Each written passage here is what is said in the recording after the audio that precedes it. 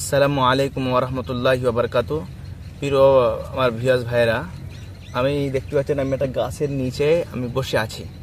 এই গাছটা খুবই ছোট গাছ, আর এই গাছটা খুবই উপকৃত একটা গাছ একটা রোগের জন্য। তো একজন ব্যক্তির যে রোগটা হয়েছে সেই রোগের জন্য আমি এখানে তদবিরটা করতে এসেছি। এই গাছের তলায় বসে লিখতে হবে এবং এই গাছের পাতার সঙ্গে একসঙ্গে নিয়ে এই গাছের গোড়ায় দাফন করে দিতে হবে। ইনশাল্লাহ আল্লাহ যদি চায় সেই ব্যক্তি সুস্থ হয়ে যাবে। এবং সেই ব্যক্তির যে রোগটা হলো জৈন রোগ, ঠিক আছে, জৈন রোগেরই তদবিরটা করা হচ্ছে ইনশাল্লাহ। এবং সেটা জৈন রোগটা হয়েছে জাদুর থেকে। কোনো একজন জিন তার উপরে চালান করার পরে সেই জিন্নাত পরিজিন তার জৈন শক্তি পুরো শেষ করে ফেলেছে, ঠিক আছে। তার জৈন শক্তি জাদুর থেকে শেষ করা হয়েছে, তার অন্য অন্য তদবির দেওয়া হয়েছে। সেই জাদু থেকে শেষ করার কারণে যাতে তার ফের ওই জাদু ধ্বংস হয়ে যাওয়ার পরে জৈন শক্তির আবার ফের ফিরে আসে, তার কারণে মূলত এই তদবিরটা করা। আর ওই জৈন শক্তি ফেরানোর ক্ষেত্রে এই গাছটা হলে মূলত খুব শক্তিশালী এবং কার্যকারী গাছ। সেই জন্য এই জায়গায় আমি তদবিরটা করতে এসেছি। দোয়া করবেন, ভালো থাকবেন। আমি করছি, আপনারা দেখেন ইনশাআল্লাহ। এবং বেশি বেশি করে আমার এই ভিডিওটা আপনারা ফলো করবেন এবং শেয়ার করবেন এবং আপনাদের মতামতটা কমেন্টে জানিয়ে দেবেন ইনশাআল্লাহ।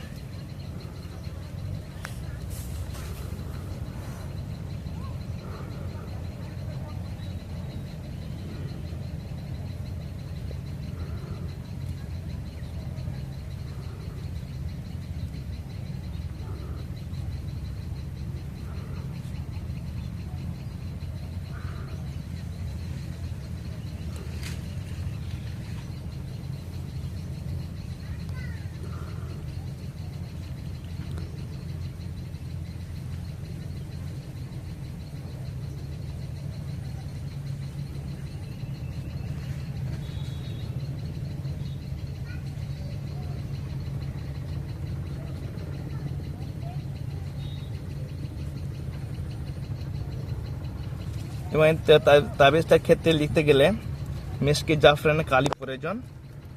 আর মেশকে জাফরানি কালিটা হলো একটা খুব শক্তিশালী একটা কালি, যে কালি খুবই মূল্যবান কালি এবং বরকতময় কালি। হ্যাঁ, এই মেশকে জাফরান কালিটা।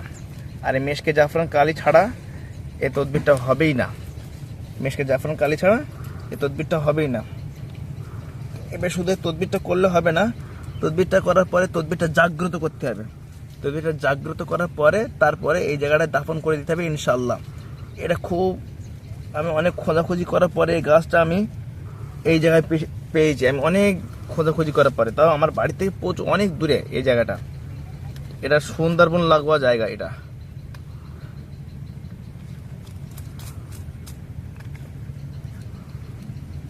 আতর মাখিয়ে দিলাম। বিসমিল্লাহির রহমানির রহিম।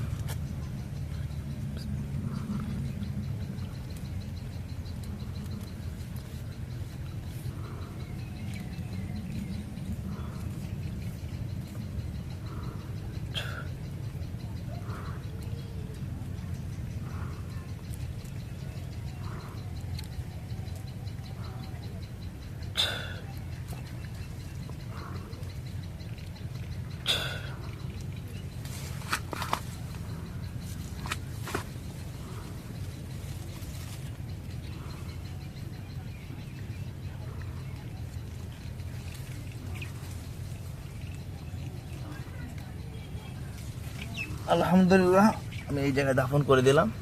কাজটা সম্পূর্ণ করে দোয়া করবেন, ভালো থাকবেন। যে ব্যক্তির জন্য এই কাজটা করা হয়েছে আল্লাহ তাকে যেন হেফাজত করে এবং তারা যেন যে রোগের জন্য করে সেই রোগটা যেন উপকৃত তিনি যেন পায়, আল্লাহ তাআলা যেন সহায় হয়। আসসালামু আলাইকুম ওয়া রাহমাতুল্লাহি ওয়া বারাকাতুহু।